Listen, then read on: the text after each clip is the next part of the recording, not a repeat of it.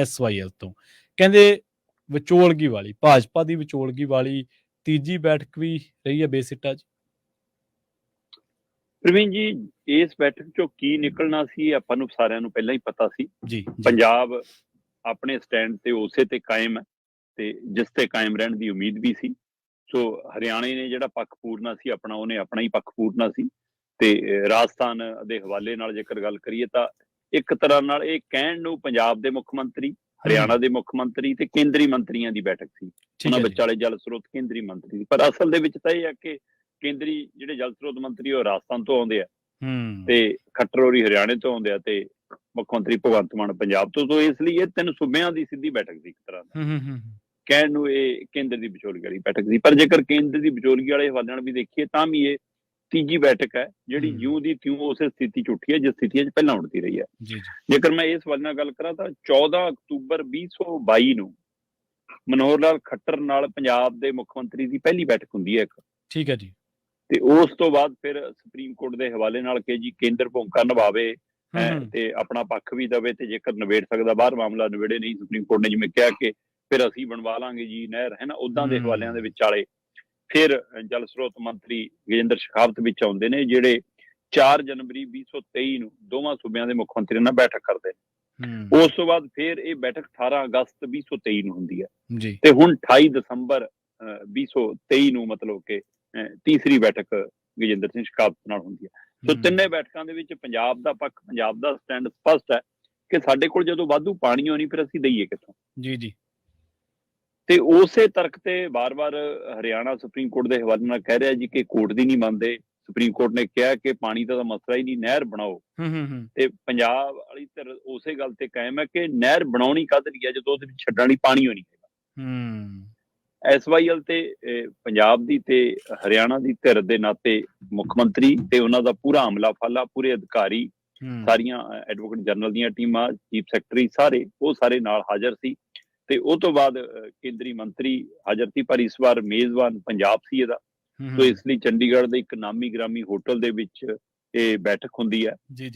ਦੇਰ ਸ਼ਾਮ ਨੂੰ ਜਾ ਕੇ ਬੈਠਕ ਨਿਬੜਦੀ ਹੈ। 1.25 ਘੰਟੇ ਦੀ ਇਸ ਬੈਠਕ ਦੀ ਮਤਲਬ ਸਮਾਂ ਹੱਦ ਰਹਿੰਦੀ ਹੈ ਤੇ ਉਸ ਦੇ ਦੌਰਾਨ ਹੀ ਪੰਜਾਬ ਦੇ ਮੁੱਖ ਮੰਤਰੀ ਬਕਾਇਦਾ ਦੋਵੇਂ ਮਹਿਮਾਨਾਂ ਦਾ ਜੀ ਆਇਆਂ ਵੀ ਕਰਦੇ ਆ, ਉਹਨਾਂ ਨੂੰ ਚਿੰਨ੍ਹ ਭੇਟ ਕਰਕੇ ਸਨਮਾਨਿਤ ਵੀ ਕਰਦੇ ਆ। ਸੋ ਇਹ ਸਾਰੀ ਕਾਰਵਾਈ ਦੇ ਦਰਮਿਆਨ ਇਸ ਵਾਰ ਇਹ ਰਿਹਾ ਕਿ ਕੋਈ ਮਤਲਬ ਤਲਖੀ ਨਜ਼ਰ ਨਹੀਂ ਆਈ ਬੈਠਕ 'ਚ। ਬੜੀ ਸਹਿਜਤਾ ਨਾਲ, ਬੜੀ ਨਿਮਰਤਾ ਨਾਲ ਗੱਲਬਾਤ ਹੋਈ, ਜਦੋਂ ਕਿ ਟੋਟ ਕੇ ਤੰਜ ਕਮੈਂਟ ਜ਼ਰੂਰ ਇੱਕ ਦੂਜੇ ਖਿਲਾਫ ਹੁੰਦੇ ਰਹੇ, ਪਰ ਕੁੱਲ ਮਿਲਾ ਕੇ ਇਹੀ ਰਿਹਾ ਕਿ ਬੈਠਕ 'ਚੋਂ ਨਿਕਲਿਆ ਕੁਛ ਨਹੀਂ। ਠੀਕ ਹੈ। ਸੋ ਗੱਲ ਕਿਤੇ ਤਣ ਪੱਤਣ ਨਹੀਂ ਲੱਗੀ ਤੇ ਅਗਲੀ ਸੁਣਵਾਈ ਹੁਣ ਕਹਿੰਦੇ 9 ਤਰੀਕ ਨੂੰ ਹੋਣੀ ਹੈ। ਹਾਂ, ਸ਼ੇਖਾਵਤ ਵੱਲੋਂ ਉਚੇਚੇ ਤੌਰ ਤੇ ਪੰਜਾਬ ਵਿਚਾਲੇ ਜਿਹੜਾ ਹਿੱਸਾ ਹੈ ਉਹਦੇ ਸਰਵੇਖਣ ਕਰਾਉਣ ਵਾਲੀ ਜਿਹੜੀ ਗੱਲ ਸੀ, ਜਿਹੜੀ ਸੁਪਰੀਮ ਕੋਰਟ ਨੇ ਕਿਹਾ ਸੀ ਕਿ ਕੇਂਦਰ ਆਪਣੀਆਂ ਟੀਮਾਂ ਭੇਜ ਕੇ ਫਿਰ ਸਰਵੇਖਣ ਕਰਾ ਲਵੇ, ਤੇ ਕੇਂਦਰ ਨੇ ਕਿਹਾ ਸੀ ਅਸੀਂ ਟੀਮਾਂ ਭੇਜ ਰਹੇ ਹਾਂ। ਪਰ ਆਪਾਂ ਗੱਲ ਕਰ ਰਹੇ ਸੀ ਕਿ ਕੇਂਦਰ ਨੇ ਉਹ ਟੀਮਾਂ ਹਾਲੇ ਭੇਜੀਆਂ ਨਹੀਂ, ਰੋਕ ਲਈਆਂ ਨੇ। ਉਹਦੇ ਪਿੱਛੇ ਕੀ ਮਨਸ਼ਾ, ਇਹ ਚਰਚਾ ਚੱਲ ਰਹੀ ਸੀ। ਸੋ ਅੱਜ ਦੀ ਬੈਠਕ 'ਚ ਸ਼ੇਖਾਵਤ ਨੇ ਉਹ ਵਿਸ਼ਾ ਵੀ ਨਹੀਂ ਛੂਹਿਆ। ਠੀਕ ਹੈ। ਅੱਛਾ। ਕਿ ਟੀਮਾਂ ਨਹੀਂ ਭੇਜਣੀਆਂ ਕਦੋਂ ਭੇਜਣੀਆਂ, ਕਿਉਂ ਨਹੀਂ ਅਜੇ ਭੇਜੀਆਂ, ਕਦੋਂ ਭੇਜਾਂਗੇ, ਇਸ ਵਿਸ਼ੇ ਨੂੰ ਛੂਹਣ ਦੀ ਜਦੋਂ ਕਿ ਮੁੱਖ ਮੰਤਰੀ ਭਗਵੰਤ ਮਾਨ ਨੂੰ 1-2 ਵਾਰ ਇਸ ਗੱਲ ਤੇ ਉਂਗਲ ਧਰੀ ਕਿ ਜੀ ਤੁਸੀਂ ਸਰਵੇਖਣ ਕਰਾਉਣ ਨੂੰ ਫਿਰਦੇ ਹੋ, ਨਹਿਰ ਦਾ ਹੈ ਕਿ ਉਹਦੇ ਨਾਲ ਪਾਣੀ ਦਾ ਕਰਾ ਲਓ ਜੀ, ਸਾਡੇ ਕੋਲ ਪਾਣੀ ਕਿੱਥੇ ਹੈ, ਪਾਣੀ ਕਿੰਨਾ ਹੈ। ਸੋ ਇਹ ਗੱਲ ਕੀਤੀ, ਪਰ ਤਾਂ ਵੀ ਗਜੇਂਦਰ ਸ਼ੇਖਾਵਤ ਨੇ ਉਸ ਗੱਲ ਤੇ ਆਉਣ ਤੋਂ ਗਰੇਜ ਕੀਤਾ। ਇਹ ਇੱਕ ਮਤਲਬ ਇੱਕ ਵੱਖਰਾ ਸੰਕੇਤ ਮਿਲਦਾ ਇਸ ਗੱਲ ਦਾ। ਦੂਸਰੇ ਪਾਸੇ ਭਗਵੰਤ ਮਾਨ ਹੋਰਾਂ ਨੇ ਸਿੰਧ ਨਦੀ ਜਲ ਸੰਧੀ ਦੀ ਸਮੀਖਿਆ ਕਰਨ ਲਈ ਵੀ ਗੱਲ ਕੀਤੀ। ਠੀਕ ਹੈ ਜੀ। ਉਹ ਕਹਿੰਦੇ ਜਿਹੜੀ ਸਿੰਧ ਨਦੀ ਵਾਲੀ ਜਲ ਸਮੀਖਿਆ ਉਹਦੇ ਜਲ ਸੰਧੀ ਹੈ, ਉਹਦੇ ਪਰ ਵੀ ਸਮੀਖਿਆ ਹੋਣ ਦੀ ਲੋੜ ਹੈ। ਫਿਰ ਉਹਨਾਂ ਨੇ ਮਤਲਬ ਖੱਟਰ ਨੇ ਇਸ ਵਾਰ ਪਹਿਲੀ ਵਾਰ ਹੋਇਆ ਪ੍ਰਵੀਨ ਜੀ ਕਿ ਉਹਨਾਂ ਨੇ ਹਰਿਆਣੇ ਦਾ ਪੱਖ ਪੂਰਿਆ ਜੀ। ਅੱਛਾ। ਮਨੋਹਰ ਲਾਲ ਖੱਟਰ ਨੇ ਇਸ ਬੈਠਕ 'ਚ ਹਰਿਆਣੇ ਦੇ ਨਾਲ ਰਾਜਸਥਾਨ ਦਾ ਲਈ ਵੀ ਪਾਣੀ ਮੰਗਿਆ, ਪਹਿਲੀ ਵਾਰ ਹੋਇਆ ਕਿ ਮਨੋਹਰ ਲਾਲ ਖੱਟਰ ਰਾਜਸਥਾਨ ਦਾ ਪੱਖ ਪੂਰਦੇ ਵੀ ਨਜ਼ਰ ਆਏ। ਸੋ ਕੁੱਲ ਮਿਲਾ ਕੇ ਜੀ ਗੱਲ ਹੁਣ 9 ਤਰੀਕ ਦੀ ਸੁਣਵਾਈ ਤੇ ਖੜੀ ਹੈ। ਔਰ ਆਪਾਂ ਪਹਿਲਾਂ ਹੀ ਗੱਲ ਕਰ ਰਹੇ ਸੀ ਕਿ ਇਸ ਬੈਠਕ ਦੇ ਵਿੱਚ ਗਜੇਂਦਰ ਸ਼ੇਖਾਵਤ ਸਿਰਫ ਇੱਕ ਰਸਮੀ ਤੌਰ ਤੇ ਉਹਨਾਂ ਨੂੰ ਪਤਾ ਹੈ ਕਿ ਜੋ ਹਾਸਲ ਕੁਛ ਨਹੀਂ ਮੈਂ ਕਰਕੇ ਜਾ ਸਕਦਾ। ਪੰਜਾਬ ਨਾ ਤਾਂ ਪਾਣੀ ਦੇਣ ਲਈ ਤਿਆਰ ਹੋਏਗਾ, ਨਾ ਪੰਜਾਬ ਕੋਲ ਦੇਣ ਲਈ ਪਾਣੀ ਹੈ। ਇਸ ਲਈ ਪਰ ਉਹਨਾਂ ਦਾ ਆਉਣਾ ਇਸ ਲਈ ਸੀਗਾ ਕਿ ਸੁਪਰੀਮ ਕੋਰਟ ਦੇ ਵਿੱਚ ਮਾਮਲਾ ਚੱਲ ਰਿਹਾ ਤੇ ਕੇਂਦਰ ਤੋਂ ਰਿਪੋਰਟ ਮੰਗੀ ਹੈ, ਤੁਸੀਂ ਆਪਣੀ ਰਿਪੋਰਟ ਦਿਓ। ਸੋ ਹੁਣ 3 ਬੈਠਕਾਂ ਦੇ ਹਵਾਲੇ ਨਾਲ ਹੁਣ ਇਹ ਆਪਣੀ ਰਿਪੋਰਟ ਤਿਆਰ ਕਰਕੇ ਜਮ੍ਹਾਂ ਕਰਾਉਣਗੇ। ਪਰ ਜਿੱਥੋਂ ਤੱਕ ਪਹਿਲੂ ਹੈ ਉਹ ਇਹ ਹੈ ਕਿ ਮੁੱਖ ਮੰਤਰੀ ਭਗਵੰਤ ਮਾਨ ਕਹਿੰਦੇ ਜੀ ਪ੍ਰੋਜੈਕਟ ਨੂੰ ਜਮਨਾ ਸਤਲੁਜ ਲਿੰਕ ਵਜੋਂ ਵਿਚਾਰਿਆ ਜਾਵੇ, ਨਾ ਕਿ ਸਤਲੁਜ ਜਮਨਾ ਲਿੰਕ ਵਜੋਂ। ਸੋ ਜਿਹੜੀ ਉਹ SYL ਨੂੰ YSL ਪਹਿਲਾਂ ਕਹਿ ਰਹੇ ਸੀ, ਉਸੇ ਹਵਾਲੇ ਨਾਲ ਉਹਨੇ ਦੁਬਾਰਾ ਵੀ ਉੱਥੇ ਗੱਲ ਦੁਹਰਾਈ ਕਿ ਇਸ ਨੂੰ ਇਸ ਤਰ੍ਹਾਂ ਵਿਚਾਰੋ ਕਿ ਹੁਣ ਜਮਨਾ ਦਾ ਪਾਣੀ ਸਾਨੂੰ ਦਿਓ, ਸਾਡੇ ਕੋਲ ਸਤਲੁਜ ਦਾ ਸਾਡਾ ਹੁਣ ਦਰਿਆ ਥੋੜਾ ਰਹਿ ਗਿਆ, ਉਹਦਾ ਨਾਲਾ ਬਣ ਗਿਆ ਕਹਿੰਦੇ। ਤੇ ਇੱਧਰ ਮਨੋਹਰ ਲਾਲ ਖੱਟਰ ਕਹਿੰਦੇ ਜੀ ਆਪ ਵਾਂਗ ਅਸੀਂ ਪਾਣੀਆਂ ਦੀ ਰਾਜਨੀਤੀ ਨਹੀਂ ਕਰਦੇ, ਆਮ ਆਦਮੀ ਪਾਰਟੀ ਤਾਂ ਪਾਣੀਆਂ ਦੀ ਰਾਜਨੀਤੀ ਕਰ ਰਹੀ ਆ, ਅਸੀਂ ਪਾਣੀ ਦੀ ਰਾਜਨੀਤੀ ਨਹੀਂ ਕਰਦੇ। ਸੋ ਕੁੱਲ ਮਿਲਾ ਕੇ ਇਸ ਮਾਮਲੇ 'ਚ ਸਪਸ਼ਟ ਸੀ ਪੰਜਾਬ ਦਾ ਪਹਿਲੂ ਕਿ ਨਾ ਪਾਣੀ ਹੈ, ਨਾ ਪਾਣੀ ਦੇ ਸਕਦੇ ਆ, ਨਾ ਦੇਵਾਂਗੇ। ਹਰਿਆਣੇ ਨੇ ਇੱਕ ਤਰਕ ਰੱਖਿਆ, ਕਹਿੰਦੇ ਜੀ ਇੰਨੇ ਸਾਲ ਪੁਰਾਣੀ ਹੋ ਗਈ ਨਹਿਰ ਹੈ ਨਾ, ਕਿ ਤੁਸੀਂ ਇਹ ਇਸ ਲਈ ਜੀ ਮਤਲਬ ਕੱਲ ਨੂੰ ਟੁੱਟ ਜਵੇ ਭਾਖੜਾ ਲਿੰਕ ਨਹਿਰ, ਸੋ ਇਸ ਲਈ ਕਹਿੰਦੇ ਜੀ ਇਹਦੇ ਹਵਾਲੇ ਨਾਲ ਕਿ ਤੁਸੀਂ ਇਹਨੂੰ ਦੁਬਾਰਾ ਨਵੇਂ ਸਿਰਿਓਂ ਬਣਾਉਣ ਦਾ ਹਵਾਲੇ ਦੀ ਬਜਾਏ ਤੁਸੀਂ ਇਹ ਕਰੋ ਕਿ SYL ਚਾਲੂ ਕਰ ਲਓ ਜੀ। ਠੀਕ ਹੈ, ਕੱਲ ਨੂੰ ਥੋੜੀ ਨਹਿਰ ਦੀ ਜੇ ਟੁੱਟ ਭੱਜ ਹੋ ਜਾਵੇ ਕੁਛ ਤਾਂ ਮੁੱਖ ਮੰਤਰੀ ਭਗਵੰਤ ਮਾਨ ਹੋਰੀ ਕਹਿੰਦੇ ਕਿ ਰਾਜਸਥਾਨ ਨੇ ਵੀ ਤਾਂ ਰਿਪੇਅਰ ਕਰਾਈ ਸੀ, ਤੁਸੀਂ ਵੀ ਕਰਾ ਲਿਓ।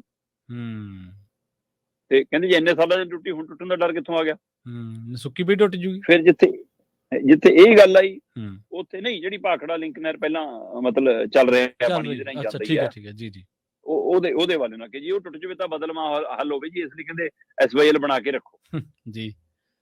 ਤੇ ਉਹ ਕਹਿੰਦੇ ਕੋਈ ਨਾ ਰਾਜਸਥਾਨ ਨੂੰ ਜਿਹੜਾ ਕੋਟੇ ਚ ਜਾਂਦਾ ਪਾਣੀ, ਉਸ ਕੋਟੇ ਦੇ ਵਿੱਚ ਉਹਨਾਂ ਨੇ ਤਾਂ ਰਿਪੇਅਰ ਕਰਾਈ ਸੀ ਪਾਣੀ ਰੋਕ ਕੇ, ਤੁਸੀਂ ਕਰਾ ਲਿਓ।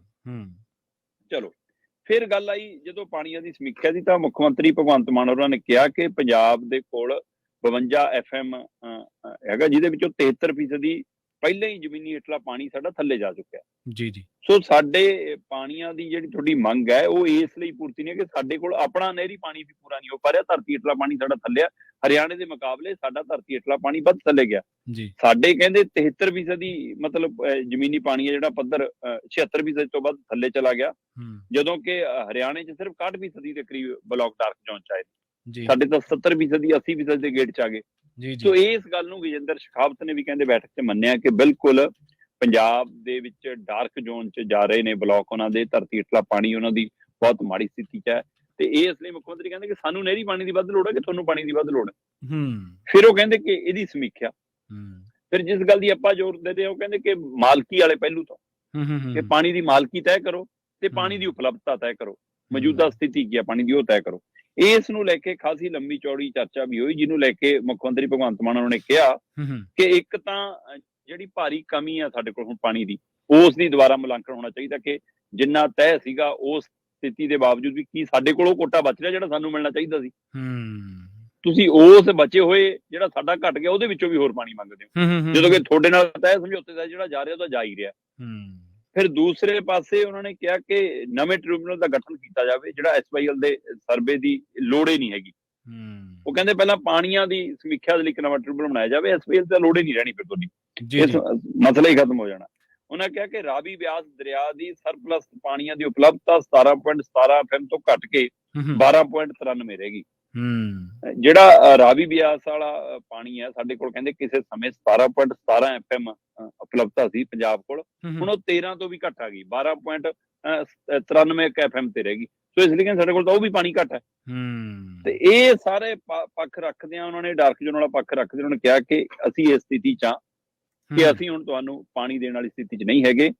ਸਮੱਸਿਆ ਦੀ ਜੜ ਅਸਲ ਦੇ ਵਿੱਚ ਜਿਹੜਾ ਮਤਲਬ ਕਿ 1981 ਤੋਂ ਸਮਝੌਤਾ ਹੁੰਦਾ ਹੈ, ਉਸ ਤੋਂ ਬਾਅਦ ਅਸਾਰੀ ਦਾ ਕੰਮ ਸ਼ੁਰੂ ਹੁੰਦਾ ਹੈ ਤੇ ਫਿਰ ਆ ਕੇ ਰੁਕ ਜਾਂਦਾ ਹੈ, ਮਤਲਬ 1990 ਚ ਆ ਕੇ ਬੰਦ ਹੋ ਜਾਂਦਾ ਹੈ ਇਹ ਕੰਮ, ਤੇ ਉਸ ਤੋਂ ਬਾਅਦ ਫਿਰ ਰੇੜਕਾ ਅਦਾਲਤਾਂ ਰਾਹੀਂ ਸ਼ੁਰੂ ਹੁੰਦਾ ਤੇ ਅਦਾਲਤ 1 ਸਾਲ 2 ਸਾਲਾਂ ਚ ਨਹਿਰ ਪੂਰੀ ਕਰਨ ਦੀ ਹਦਾਇਤ ਦਿੰਦੀ ਹੈ ਕਿ ਹਾਂ ਜੀ ਇਹਨੂੰ ਮੁਕੰਮਲ ਕਰੋ, ਸਾਰੀ 1 ਸਾਲ ਚ ਪੂਰੀ ਕਰਕੇ ਦਿਓ। ਉਸ ਤੋਂ ਬਾਅਦ ਇਹ ਸਥਿਤੀਆਂ ਬਣਦੀਆਂ ਇੱਥੇ ਤੱਕ ਆ ਜਾਂਦੀਆਂ ਕਿ ਕੈਪਟਨ ਅਮਰਿੰਦਰ ਦੀ ਸਰਕਾਰ ਕਹਿੰਦੀ ਪਾਣੀਆਂ ਦਾ ਸਮਝੌਤਾ ਰੱਦ, ਬਾਦਲ ਕਹਿੰਦੇ ਜ਼ਮੀਨਾਂ ਵਾਪਸ, ਹੈ ਨਾ, ਤੇ ਹੁਣ ਮੁੱਖ ਮੰਤਰੀ ਭਗਵੰਤ ਮਾਨ ਕਹਿੰਦੇ ਕਿ ਮਤਲਬ ਨਹੀਂ ਗਾ ਕਿ ਅਸੀਂ ਆਪਣੇ ਸਟੈਂਡ ਤੇ ਕਾਇਮ ਆ, ਪਾਣੀ ਨਹੀਂ ਦੇਣਾ। ਸੋ ਇਸ ਸਥਿਤੀ ਦੇ ਵਿੱਚ ਜਿਹੜੀ 214 ਕਿਲੋਮੀਟਰ SY ਵਾਲੀ ਨਹਿਰ ਹੈ ਟੋਟਲ, ਉਹਦੇ ਵਿੱਚੋਂ 122 ਕਿਲੋਮੀਟਰ ਸਾਡੇ ਵਾਲੇ ਪਾਸੇ ਆ ਤੇ 92 ਕਿਲੋਮੀਟਰ ਹਰਿਆਣਾ ਵਾਲੇ ਪਾਸੇ ਆ। ਹਰਿਆਣਾ ਆਪਣੀ ਬਣਾ ਕੇ ਬੈਠਾ ਤੇ ਉਹ ਇਸੇ ਗੱਲ ਤੇ ਜ਼ੋਰ ਦੇਈ ਜਾਂਦਾ ਕਿ ਤੁਸੀਂ ਨਹਿਰ ਬਣਾ ਲਓ ਜੀ, ਪਾਣੀਆਂ ਦੀ ਗੱਲ ਫੇਰ ਕਰ ਲਾਂਗੇ। ਸੋ ਇਸ ਤੇ ਪੰਜਾਬ ਨੇ ਆਪਣਾ ਪੱਖ ਬਿਲਕੁਲ ਸਪਸ਼ਟ ਕਰ ਦਿੱਤਾ ਕਿ ਸਾਡੇ ਕੋਲ ਨਾ ਪਾਣੀ ਹੈ ਨਾ ਅਸੀਂ ਦੇ ਸਕਦੇ ਹਾਂ। ਇੱਕ ਸਾਂਝੀ ਕਮੇਟੀ ਦੀ ਗੱਲ ਜ਼ਰੂਰ ਚੱਲੀ ਆ ਪ੍ਰਵੀਨ ਜੀ, ਪਾਣੀਆਂ ਦੀ ਵਰਤੋਂ ਲਈ ਸਾਂਝੀ ਕਮੇਟੀ ਬਣਾਵੇ, ਜਿਹੜੀ ਪਾਣੀ ਦੀ ਵਰਤੋਂ ਚੱਲ ਰਹੀ ਹੈ, ਕੀਤੀ ਜਾ ਰਹੀ ਆ, ਜਾਂ ਪਾਣੀ ਦੀ ਵਰਤੋਂ ਨੂੰ ਲੈ ਕੇ ਕੀ ਸਥਿਤੀ ਆ, ਉਹਦੇ ਲਈ ਇੱਕ ਸਾਂਝੀ ਕਮੇਟੀ। ਬੇਸ਼ੱਕ ਪਹਿਲਾਂ ਵੀ ਮਤਲਬ ਕਿ 77 ਪੱਧਰ ਦੀ ਇੱਕ ਕਮੇਟੀ ਕੰਮ ਕਰ ਰਹੀ ਆ ਆਲਰੇਡੀ, ਮਤਲਬ ਉਹ ਕਿੰਨੀ ਕੁ ਕੰਮ ਕਰਦੀ ਆ ਆਪਾਂ ਨੂੰ ਪਤਾ ਹੀ ਹੈ, ਬਸ ਕਮੇਟੀ ਬਣੀ ਆ 2 ਸੂਬਿਆਂ 'ਚ 77 ਪੱਧਰ ਦੀ, ਤੇ ਹੁਣ ਉਹਨੂੰ ਵਿਸਤਾਰ ਦੇਣ ਲਈ ਅੱਗੇ ਹੇਠਲੇ ਹੋਰ ਅਧਿਕਾਰੀਆਂ ਦੀ ਟੀਮਾਂ ਬਣਾਈਆਂ ਜਾਣੀਆਂ, ਜਿਹੜੀਆਂ ਮੌਜੂਦਾ ਪਾਣੀ ਦੀ ਸਥਿਤੀ ਉੱਤੇ ਗੱਲ ਕਰਨਗੀਆਂ। ਫਿਲਹਾਲ ਸਭ ਦੀ ਨਜ਼ਰ ਹੁਣ ਕੇਂਦਰ ਦੀ ਰਿਪੋਰਟ ਤੇ ਆ। ਠੀਕ ਹੈ ਜੀ। ਕਿ ਕੇਂਦਰ ਕੀ ਰਿਪੋਰਟ ਤਿਆਰ ਕਰਕੇ ਅਦਾਲਤ 'ਚ, ਹੋ ਸਕਦਾ ਹੈ 4 ਜਾਂ 5 ਜਨਵਰੀ ਤੱਕ ਕੇਂਦਰ ਆਪਣੀ ਰਿਪੋਰਟ ਦਾਖਲ ਕਰ ਦੇਵੇ, ਤੇ 9 ਤਰੀਕ ਨੂੰ ਸੁਣਵਾਈ ਹੈ। 9 ਤਰੀਕ ਦੀ ਸੁਣਵਾਈ ਤੋਂ ਪਹਿਲਾਂ ਉਹਨਾਂ ਨੂੰ ਹਦਾਇਤ ਹੈ ਕਿ ਆਪਣੀ ਰਿਪੋਰਟ ਜਮ੍ਹਾਂ ਕਰਾਓ।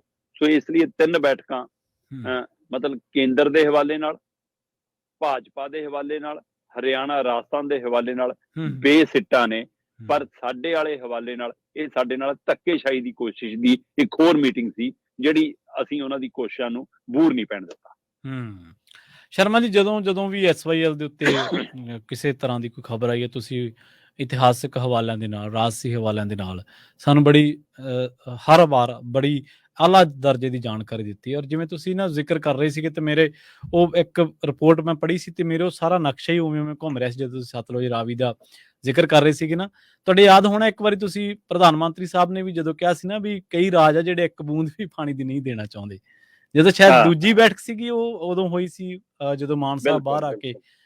ਪਰ ਇੱਕ ਜਿਹੜੀ ਤੱਤਸਾਰ ਆ ਸਾਰੀ ਕਹਾਣੀ ਦਾ, ਉਹ ਇਹੀ ਹੈ ਸ਼ਰਮਾ ਜੀ, ਜਿਵੇਂ ਆਪਾਂ ਹਰ ਵਾਰੀ ਜ਼ਿਕਰ ਕਰਦੇ ਹੁੰਦੇ ਹਾਂ ਕਿ ਬੇਸ਼ੱਕ ਪੰਜਾਬ ਦੇ ਮੁੱਖ ਮੰਤਰੀ ਸਾਹਿਬ ਇਹ ਗੱਲ ਕਹਿੰਦੇ ਨੇ ਕਿ ਅਸੀਂ ਵਾਧੂ ਪਾਣੀ ਨਹੀਂ ਦਿਆਂਗੇ, ਪਰ ਕੁਝ ਚੀਜ਼ਾਂ ਸ਼ਬਦਿਕ ਰੂਪ ਦੇ ਵਿੱਚ, ਸਟੇਟਮੈਂਟ ਦੇ ਰੂਪ ਦੇ ਵਿੱਚ ਕਹਿਣ ਦੇ ਨਾਲ ਤੁਹਾਨੂੰ ਕੋਰਟਾਂ ਦੇ ਵਿੱਚ ਪ੍ਰੂਵ ਕਰਨੀਆਂ ਵੀ ਚਾਹੀਦੀਆਂ ਨੇ, ਕਿਉਂਕਿ ਝਗੜੇ ਕਿੰਨਾ ਕੁ ਚਿਰ ਸ਼ਰਮਾ ਜੀ, ਜਿਵੇਂ ਤੀਜੀ ਬੈਠਕ ਤੁਸੀਂ ਖੁਦ ਦੱਸਿਆ ਕਿ ਬੇਸਿੱਟਾ ਰਹੀ ਹੈ, ਔਰ 2002 ਤੋਂ ਸ਼ਾਇਦ ਸੁਪਰੀਮ ਕੋਰਟ ਨੇ ਕਿਹਾ ਕਿ ਤੁਸੀਂ ਭਾਈ ਆਪਦਾ ਮੁਕਾ ਲਓ, ਵੇਖ ਲਓ ਆਪਦਾ। ਹਾਂ ਜੀ, ਬਿਲਕੁਲ। ਉਸ ਤੋਂ ਬਾਅਦ ਉਹਨਾਂ ਨੇ ਕਹਿਣਾ ਸ਼ੁਰੂ ਕਰਤਾ ਸੀ ਕਿ ਤੁਸੀਂ ਆਪ ਹਾਂਜੀ ਜੇ ਨਿਬੜਦਾ ਨਿਬੇੜੋ। ਸੋ 20 ਸਾਲਾਂ 'ਚ ਤਾਂ ਨਿਬੜਿਆ ਨਹੀਂ ਹਲੇ ਤੱਕ, ਪਰ ਪਾਣੀ 'ਚ ਮਧਾਣੀ, ਜਿਵੇਂ ਕੱਲ ਤੁਸੀਂ ਕਿਹਾ ਸੀ ਨਾ ਪਰਸੋਂ, ਕਿ ਕਾਂਗਰਸੀ ਗਏ ਤਾਂ ਮੀਟਿੰਗ ਕਰਨ ਸੀ, ਪਰ ਦਹੀਂ ਦੀ ਥਾਂ ਤੇ ਪਾਣੀ ਰੜ ਕੇ ਆ ਗਏ। ਉਹ ਇਹੀ ਸਿਸਟਮ ਇੱਥੇ ਹੈ, ਪਾਣੀ 'ਚ ਮਧਾਣੀ ਹੈ।